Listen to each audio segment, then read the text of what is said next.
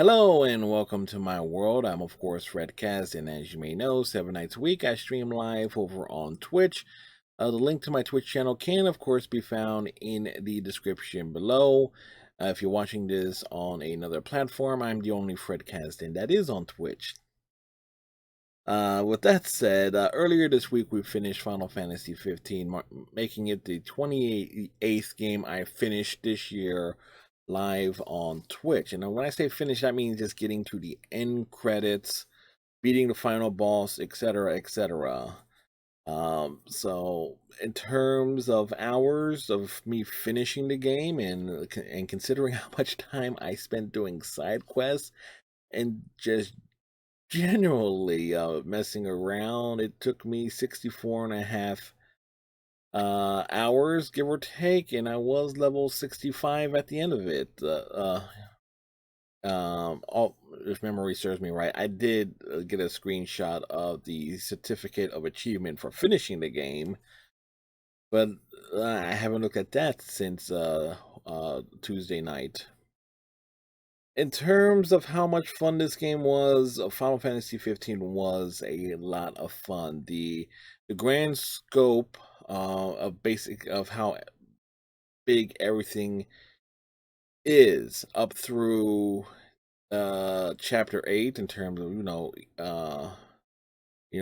driving around doing all the hunts and broad side quests and everything of that sort definitely gave this game a sense of, okay, I can pretty much take my time with things.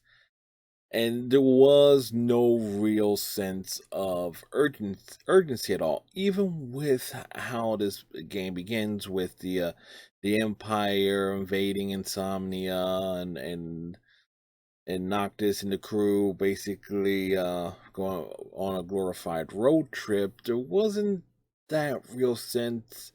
There was of okay, there's a big, dangerous, serious situation going on. It just came across as four dudes. You know what? Yeah, our home country got invaded, but if we go, yeah, get Noctis to his wedding to Luna Freya, things will be all right. And of course, once you actually catch up with Luna Freya in chapter 9, you realize, oh shit, things are a lot more serious, and the fate of the world and everything is at stake. And then the sense of urgency actually kicks in because the game actually forces you to pay more attention onto the main plot line by basically limiting where you can go and gradually reducing the amount of side things to do. Matter of fact, in that Altissa, or the Venice equivalent, there's still side quests and hunts to do there, but there are no side quests of any sort in chapters 10, 11, 12, or 13 that I can vividly recall offhand. I think everything on those is it's pretty much straight narrative forward. You get like three more side quests in chapter 14, and I think one of those is actually dedicated exclusively to giving you the option to fly and pretty much crash the Regaya as soon as you get to the end game. It's like chapter 15, like the where you basically have the full open world to focus on getting achievements and doing things that you may not have done the first going through the first go through. Um but still, it was definitely worth it. And once you keep still once I got to that point where the game focused pretty much forced me to focus exclusively on the story, things just worked out perfectly as I was pretty damn much overpowered uh for the last quarter of the game. There were no ifs, ands, or buts that I was going to get through virtually every single fight in pretty damn short order. It also helped that I may have looked at game facts and to get a general idea of how to go into every fight as prepared as possible. considering I saw the list of like how many boss fights there were left. I did intentionally skip. I think it's called the Pyromancer, which is something that appears after you defeat Ifrit if you try to walk out of the castle and or the citadel, whatever it is it was called. I actually forget some of the terminology at this point, but I skipped not doing that one and basically taking care of everything else. Okay, I will admit I did try to take on Omega and I promptly ran away because yeah, that certainly has some unique battle has some unique properties to it. But that's neither here nor there. Some of the side things in Final Fantasy 15 that I found interesting, the cooking mechanic, and the fact is that the game basically makes it more ideal for you to actually find a camping location to have Ignis prepare a meal to give you some stat boost was certainly cool. The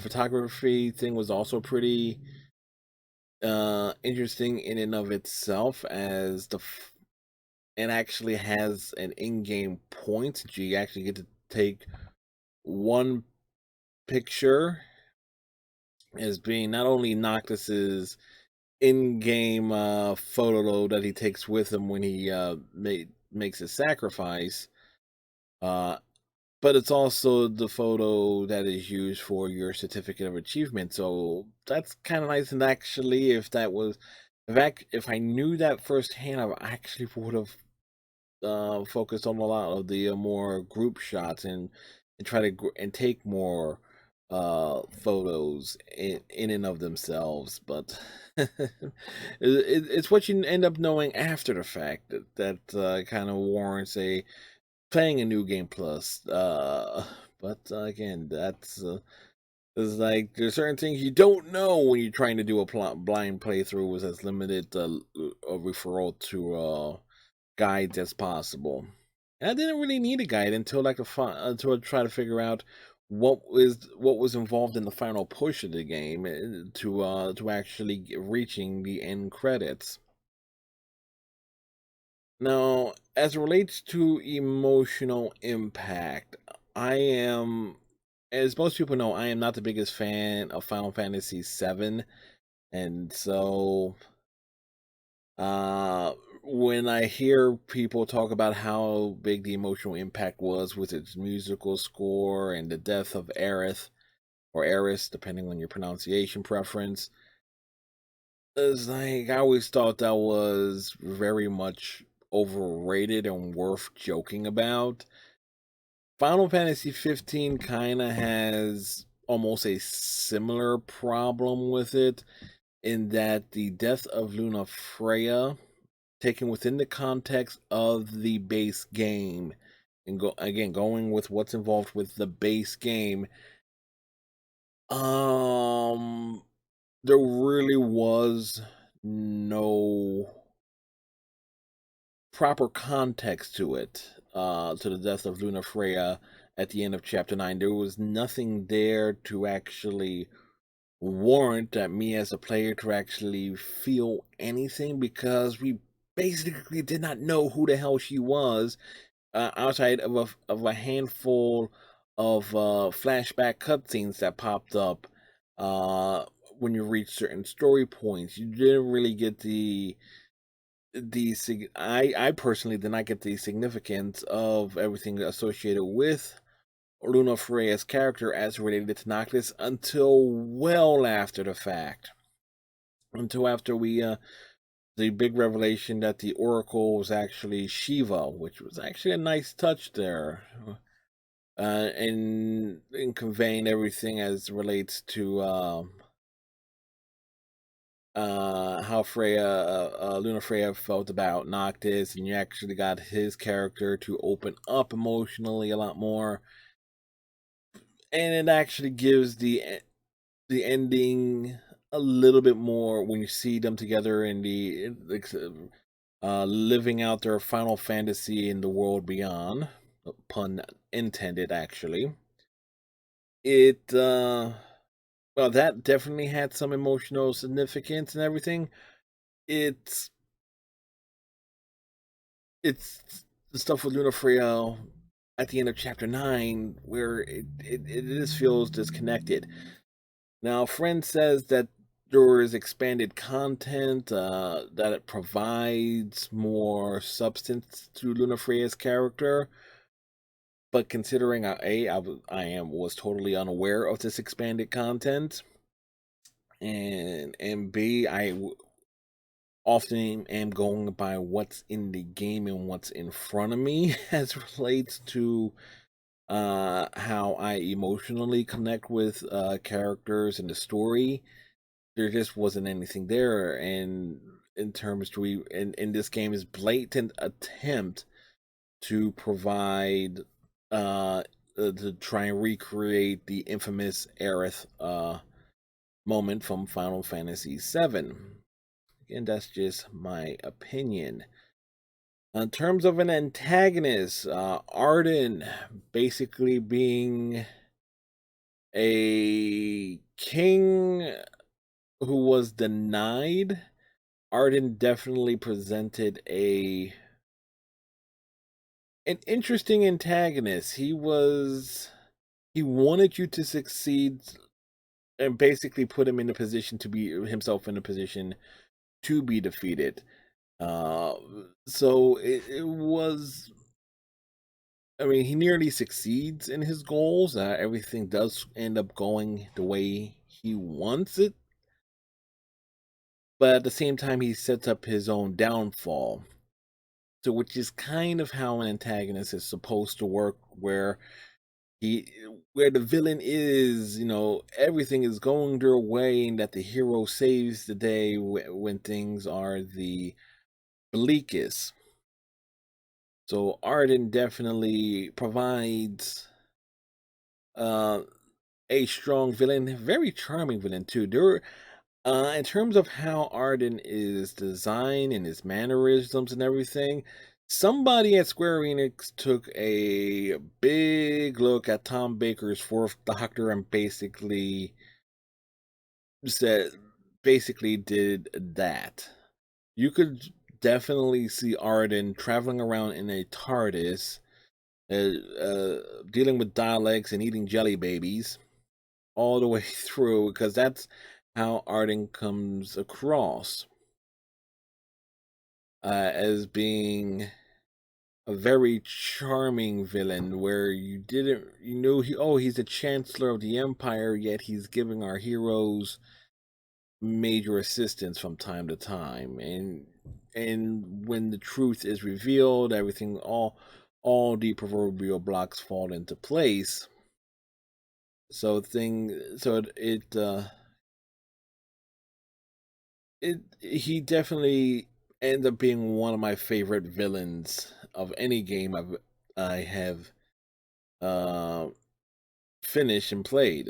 He had everything going for him in terms of being an antagonist that you actually can see his point and connect with.